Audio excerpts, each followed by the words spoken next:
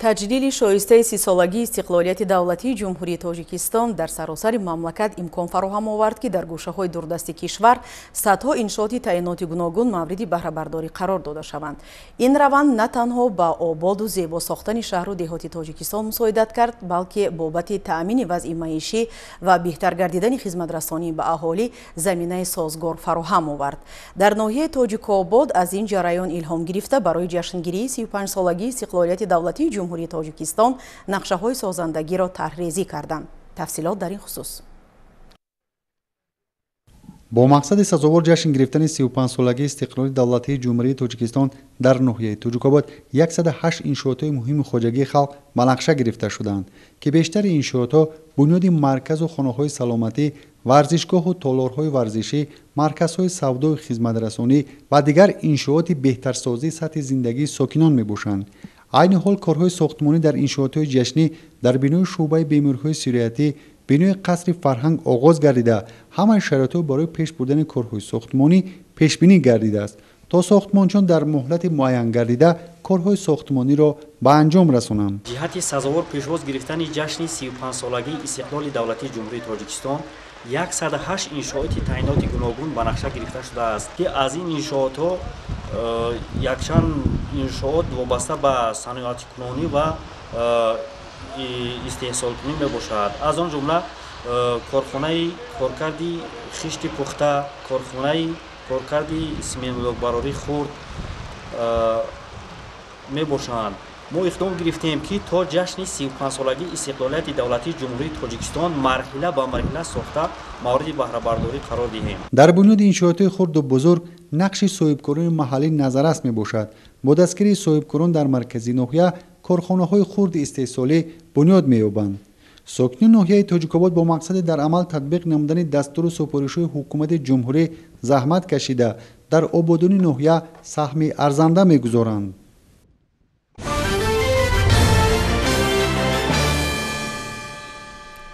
маданияти заминистифодабарӣ аз тарафи сокинони шаҳру навоҳии вилояти Хатлон сол то сол болотар мегардад. дар чунин сурат шумораи хоҷагиҳои деҳқонӣ низ ба тадриж зиёд шуда, барои сокинони бешуғл дар мавсими ҷамъоварии маҳсулоту кишту кори деҳқонӣ ҷойҳои кори муваққатӣ пайдо мегардад. дар ин шабу рӯзҳо сокинони ноҳияи Ҷайҳун банди ҷамъоварии пиёзу анҷоми дигар тадбирҳои мавсимӣ мебошанд ва барои сари вақт сомон додани корҳои саҳроӣ коргарони мавсимӣ ба онҳо кӯмак мерасонанд.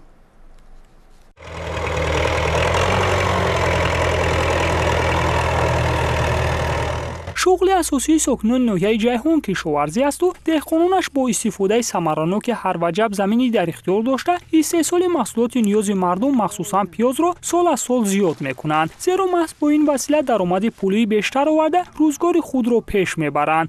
ризқи рӯзиму хай хушрӯа меҳнати дасти худму хурдаисем чикаисем худоро шукр. вақте ки ҷамъоварии ҳосили кишоварзӣ сар мешавад беморан кор сар мешавад. пиёза бечинем дар деҳқон меспорем пул мегирем дар зиндагиём сарф менем. имрӯзҳо ки айёми ҷамъоварии ҳосили пиёз фаро расидааст, дар аксаран хоҷагиҳои деҳқонии ҷамъияти деҳоти ваҳдати миллии ноҳия метавон кишоварзону коркунони ғайридоимиро саргарми кор ва ғундоштани ҳосилу мошинҳои калонро пайи боркашонӣ дид.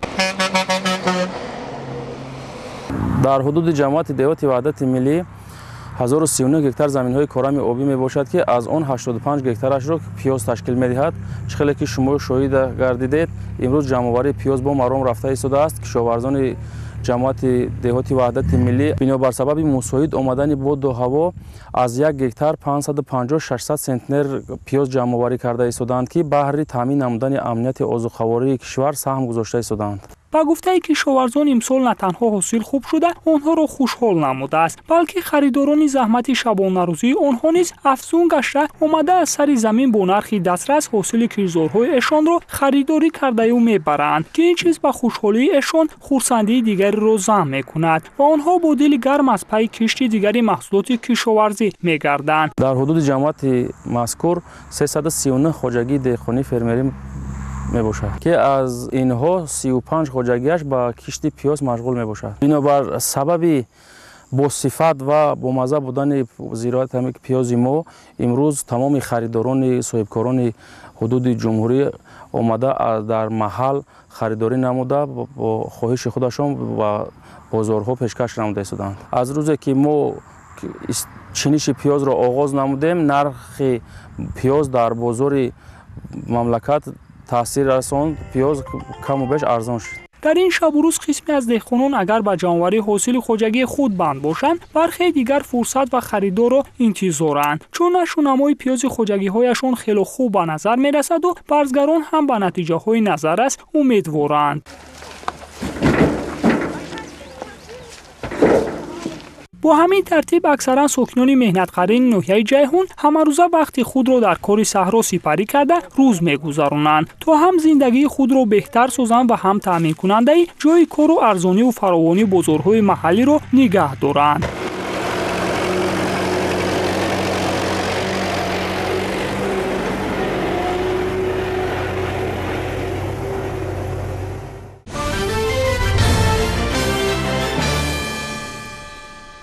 واقعاً استفاده نعمت‌های طبیعی از جمله آب و زمین امکان فراهم می‌آورد که همه گونه بحران مربوط به آذوقه‌واری کم تاثیر رفع گردد.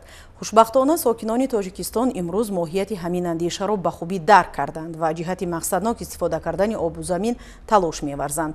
با مقصد استفاده با ثمر زمین در شهر کانی بادام باشندگان خواجگیداران شغل گرمخانه‌داری را رواج می‌بخشند.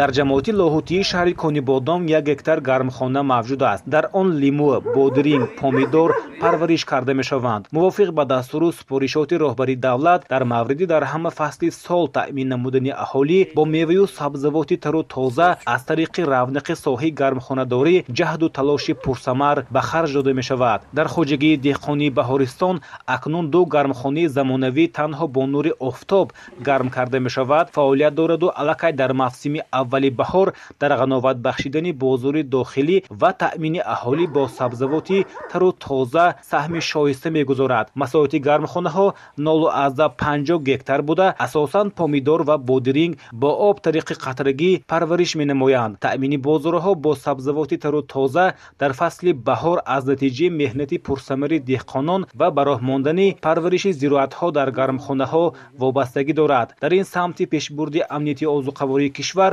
саҳми хоҷагиҳои хурду миёнаи шаҳри Конибодом назаррас аст. деҳқонон иброз медоранд ки аз кишту парвариши сабзавот ба хусус помидору бодиринг даромади хуб ба даст меоранд ва ҳамеша кӯшиш менамоянд аз ҳар як порчаи замин самаранок истифода баранд. инчунин хоҷагии Баҳористон дар ихтиёри худ 3 гектар замини боғ дорад ки дар он дарахтони зардолу, гелос, бодом, олу ва шафтолу парвариш карда мешавад. ҳамасола аз ин боғ ҳосили фаровон мегиранд.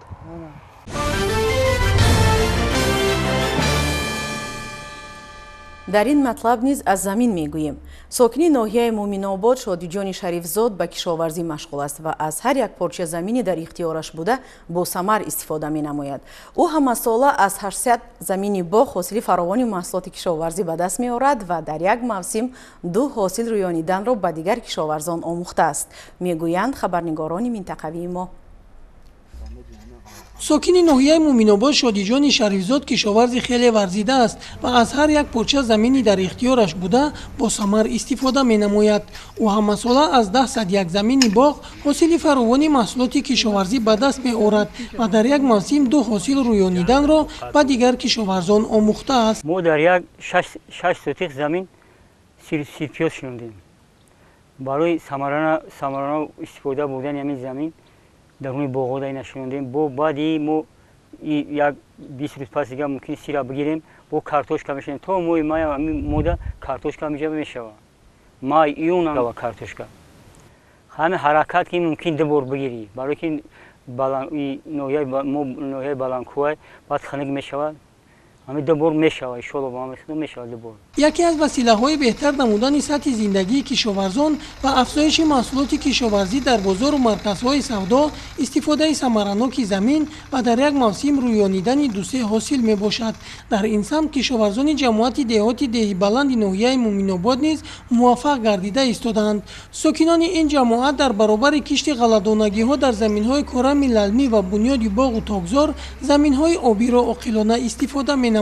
در حدود جماعت دهات ده بلند 1166 هکتار کشتی غله‌دانگی گذرانده شد. از آن جمله 1099 هکتارش کشتی تیره‌مویی میباشد و 632 هکتار زمین‌های آبی موجود است در حدود جماعت دهات ده بلند. از این 340 هکتارش به کشتی کارتوشکا جلب کرده شده است. وابسته به اقلیم ناحیه مومین‌آباد کشتی کارتوشکا براه مانده شده است و ساکنان جماعت دهات ده بلند کشتی کارتوشکا و زراعت‌های خوجایی قشلاق که از آن جمله پیاز، لوبیاگی، پولوزی ها را کشت کرده ایستادند. نوابسته از اقلیم سرد و بلندکوه بودن ناحیه دوام سالهای اخیر با گرفتن دو حاصل در یک موسم دست یافتند. یک قسم ساکنان این جماعت با گرفتن سهم خود خوجگی‌های انفرادی تشکیل کردند و دقت اولین درجه به کشت کارتوشکا می‌دهند. ما اصلا گکتر توشکا میکنیم، پیاز میکنیم، لوبی میکنیم، روزگار خونه را میکنیم، لوبی میکنیم، سبزی میکنیم، پمیدور میکنیم، همه چیزا میکنیم. کمیجا فایده‌اش میبینیم که ما اصلا کمیجا میناد میکنیم، میشنونیم فایده‌اش میبینیم. این زمان در همه جماعت‌های دهات ناحیه مومین‌آباد کشاورزان کشت کارتوشکا و دیگر نمود زراعت‌های خوجگی قشلاق را وسعت بخشیده ایستادند. با اطلاع بخش کشاورزی با مساعد آمدن بهار امساله و دسترسی به تکنیکای کشاورزی در همه بخش‌ها دورنمای کشت بهاری افزایش یافته است.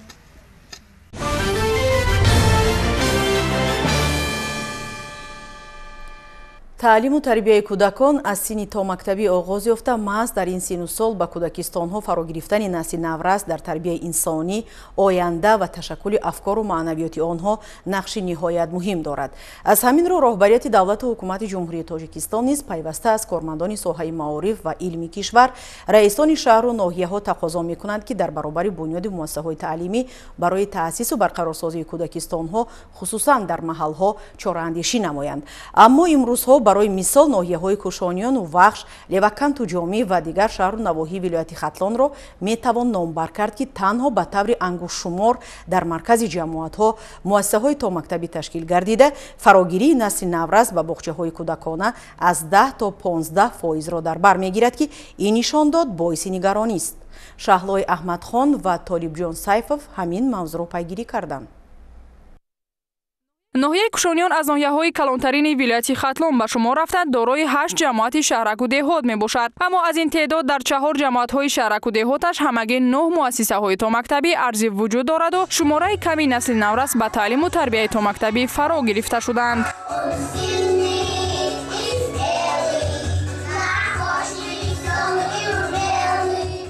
дар муассисаи томактабӣ рақами 7 ҷамоати шаҳраки исмоили сомонӣ ҷиҳати дар муҳити солим ба таълиму тарбия фаро гирифтани кӯдакон шароиту имкониятҳои хуб муҳайё карда шудааст. шумораи тарбиятгирандагон дар гурӯҳҳо начандон зиёд мебошад ки ин дар шароити мутобиқ ба меъёрҳои муосир фаро гирифтани кӯдакон мусоидат менамояд. дар муассисаи таълими томактабии мо зиёда аз 60 нафар кӯдакон таълиму тарбия мегиранд.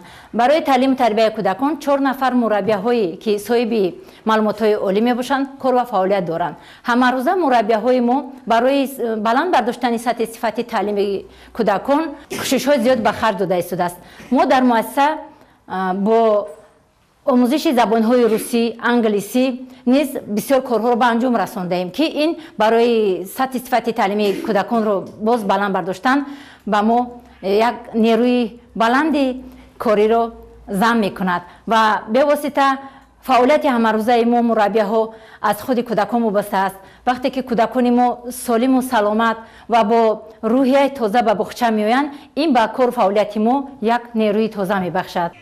ҳарчанд аз норасоии муассисаҳои томактабӣ айни замон дар ҳудуди 25 муассисаҳои таҳсилоти миёнаи умумии ноҳия марказҳои инкишофи кӯдак таъсис дода шуда бо ҷалби мураббияҳои омодагашта қисмати дигари кӯдакон ба машғулиятҳо ҷалб гардида бошанд ҳам, аммо бо дар назардошти шумораи умумии аҳолии ноҳия ин тадбир ҳам роҳи ҳалли масъала нагаштааст. Зеро айни замон 29948 нафар кӯдакони синни томактабӣ ба ҳисоб гирифта шудааст. аз инҳо 1148 нафарашон дар 9 муассисаи томактабӣ фаро гирифта шудааст. дар баъзеи муассисаҳои таълимӣ марказҳои инкишофи кӯдак ташкил карда шудааст, ки дар онҳо ҳамагӣ 1097 нафар кӯдакони синни 6 соларо ба таълиму тарбия фаро гирифта шудааст. аз соли 93 ин ҷониб дар баъзе ҷамоатҳо тамоман муассисаҳои томактабӣ фаъолият намекунанд. фарогирии кӯдакон дар ноҳия 8%-ро ташкил мекунад. ҳамчунин аз муассисаи томактабӣ рақами 23 ноҳия низ дида намудем, аммо аз мушоҳидаҳо бармеояд, ки бинои ин муассиса дар ҳолати садамавӣ қарор дошта, ба талаботи нигоҳубини тарбиятгирандагон хатар дораду шароити будубош дар он ҷавобгӯ нест. вақте аз масъулин пурсон шудем, вазъиятро чунин шарҳ дод. муассисаи мо соли 1987 барои 160 нафар кӯдак ба истифода дода шудааст.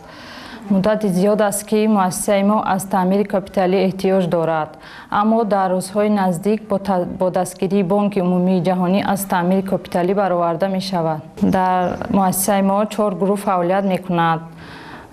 50 нафар кӯдак ба таълиму тарбия фаро гирифта шудаанд. ҳамин сон бо баҳонаи аз таъмири капиталӣ баровардани муассисаи мазкур ҳеҷ касе аз масъулин ба таъмини бино ба лампаҳои равшандиҳанда ва пешгирӣ аз хатари сар задани сӯхтор чорае андешида нашудааст. тавре ки маълум аст, норасоии муассисаҳои томактабӣ дар дигар шаҳру ноҳияҳои вилояти хатлон низ масъалаи нигаронкунанда арзёбӣ мегардад. тибқи маълумотҳои оморӣ дар ноҳияи вахш низ фарогирии кӯдакон ба муассисаҳои томактабӣ ҳамагӣ 11% ташкил медиҳад, ки мутаассифона ин нишон дод ҳам бо назардошти фаъолияти марказҳои инкишофи кӯдаки назди муассисаҳои таҳсилоти миёнаи умумӣ арзёбӣ мегардад. аммо дар асл шумораи кӯдакони синни томактабӣ дар ноҳияи вахш 22550 нафарро ташкил дода, теъдоди муассисаҳои томактабӣ бошад 8 адад буда, дар онҳо 684 нафар кӯдакон ба тарбия фаро гирифта шуданд. инчунин дар назди муассисаҳои таҳсилоти миёнаи умумӣ 35 адад марказҳои инкишофи кӯдак бо фарогирии 2056 нафар кӯдакон фаъолият доранд. маврид ба ёдоварист, ки ноҳияҳои кушонёну вахш аз лиҳози нуфузи аҳолӣ калонтарин ноҳияҳои вилояти хатлон ба ҳисоб рафта, талаботи сокинон ба муассисаҳои томактабӣ соласол зиёд шуда истодааст. зеро дар баробари кормандони соҳаҳои гуногун дар ин минтақа, ки шумораи бештари сокинонаш дар самти кишоварзӣ даст ба кор буда, зиёдтар ба фаъолияти муассисаҳои томактабӣ ниёз доранд. агар чун марказҳои шаҳру навоҳии ҷумҳурӣ дар деҳотҷойҳо ҳам боғчаҳои кӯдакона ҳамагиш фаъол мебуду, насли ояндасоз ба таълиму тарбия фарогир мешуд, шояд ғолибони озмунҳои фуруғи субҳи донои китобаст Тоҷикистон ватани азизи ман илм, фуруғи маърифат ва амсоли инҳо бештар гардида, мояи ифтихори ноҳияву вилоят мегардид.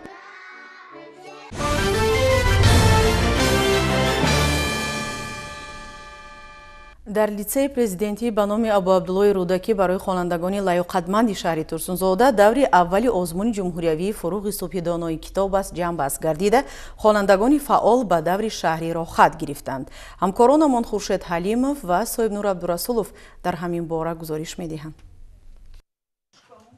дар литсеи президентӣ ба номи Абу Абдуллои Рӯдакӣ барои хонандагони лаёқатманди шаҳри Турсунзода даври аввали озмуни ҷумҳуриявии фуруғи субҳи доноии китоб аст бо иштироки беш аз 100 нафар хонандагони литсей баргузор гардид. тибқи маълумоти директори литсеи мазкур, дар асоси нақшаи корӣ озмун давоми 3 рӯз идома ёфта, ғолибон ба даври шаҳрӣ роҳхат мегиранд. хонандагон аз рӯи хондани осори адабиёти классикӣ, муосир, бачагона, шифоҳӣ ва хориҷӣ, намунаҳои эҷодиёти халқ, афсона, қисса, рубоӣ, достон, чистон, тезгӯяк, латифа ва ғайраҳо як-як дар назди аъзоёни ҳакамон баромад намуданд. соли ҷорӣ дар озмуни фуруғи субҳи донои китоб аст аз рӯи номинатсияи хондан ва азёд кардани ашъори адибони классик ва дар озмуни илм, фуруғи маърифат аз рӯи номинатсияи физика ширкат варзидам. барои мо ҷавонону наврасон чунин шароитҳо фароҳам овардаанд ва чунин озмунҳо пешкаш кардаанд. мо ҷавонону наврасон бояд дар ин гуна озмунҳо ширкат варзида сатҳи дониши худро сайқал диҳем. Я являюсь участницей конкурса «Фурухи Супидонои» в номинации «Мировая литература». Книга – это источник знания. И этот конкурс дает нам возможность еще больше хотеть, желать, знать, еще больше читать книги.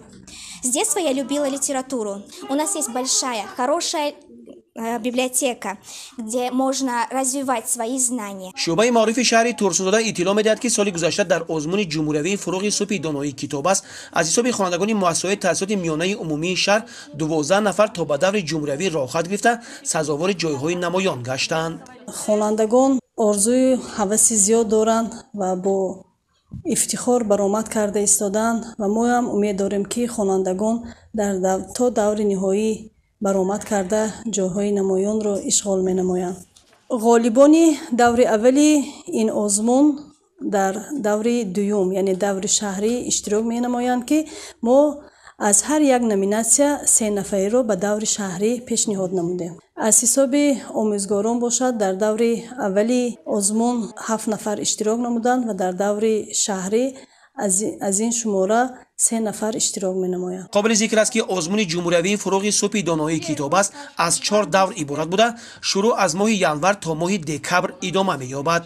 از همین خاطر امروز در تمام مؤسسات تعلیمی شهر و ناحیه‌های مملکت برای جلب خوانندگان به کتاب چاره‌بینی‌های گوناگون گذرانده می شود.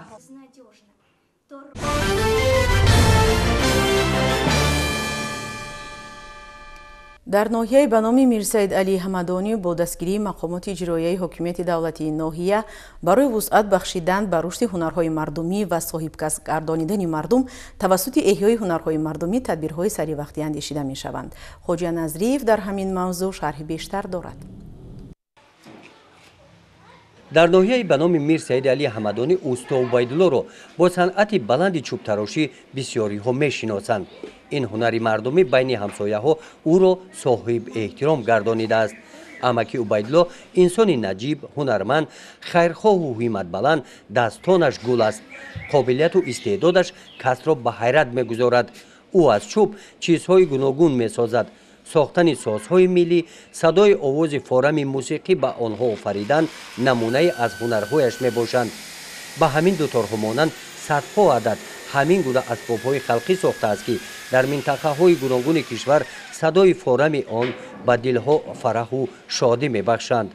خیلی کام در معقول شوم میگیرم میبرم. ای رگر و ای نید یک آدم ای چیومن ای نید عربستان یک جای میگن همینجا اومن همینجا چیکار دومان که همینجا اومن ایمی دیتو اگر نه همونجا حتی دیتو رو نشون متا در تلویزیون همونجا هم دیتو رو خوشای اما گو که هم دیتو رو معقوله من همینجا تبگیرم ببرم ای پامیر هم دیتو رو خوشو میکنن عجایب دیتو رو میکنن نه که خیلی میغلطه همینجا دیشمه میام میگیرم میبرم همینجا. چوب تراشی این هنری مردمی برای اوستا عبیدالله میراثی است. این هنر به او از پدر مانده است. بابا و گذشتگان دورش هم چوب تراش بودند. او میگوید که این میراث نیاگان را فرزندان و نبیره ها هم ادامه خواهند داد. ایمو وقتش همین را ما میکنم همین کارا. اینجا این خیلی از سال ماندگی بود. دیتار و قاشق کوله همین تری چیزا را میبروردم میماندم. میومن میگفتم میرفتم. زنک بودم نو زنک ای ازبکستان ای اویلم. رافیده میکنن اینه که برای نمپذی چی نیست آستینچه میکنن همه چیزا میکنن کرتای چکن مزالی با نواسش یا نواسک میده داره با امرا کرتای چکن بخواه اما حواس داره اما حواس. در سالهای صاحب استقلالی توجه حکومت کشور با احیای هنرهای مردمی روحیه اوستا عبیدالله را بلند کرد. با اعلان گردیدن سالهای رشد دهات، سیاحی و هنرهای مردمی طلبات به محصولات استحصالی او بیشتر گردید. با پیشنهاد مقامات اجرایی حاکمیت دولتی ناحیه و دستگیری بخش کار با زنان و عائله او نزد استخوانش که در منزل استقامتیش واقع می باشد مغازه هنرهای مردمی را گشود. اینجا محصول کارهای دستی خود و فرزندانش به نمایش و فروش گذاشته شدند. از صحبت با اوستا عبیدالله معین گردید که در پیش او نقشه های کلان دارد. مساحت زمین استخوانش را امسال وسیع کرد. با وصل تجهیزات‌های زمانوی استحصالی در این سمت از چوب استحصال دیگر محصولات‌های نیاز مردم را به راه ماند. در این زمینه با مهیا نمودن جایهای نویکاری در ترغیب هنرهای مردمی و رشد شغل نیاگان سهمی ارزنده می‌گذارد. گزارش خواجه نظریف خدای نظر ظهوروف از ناحیه به نام میر سعید علی حمدانی برای برنامه اطلاعاتی نوید.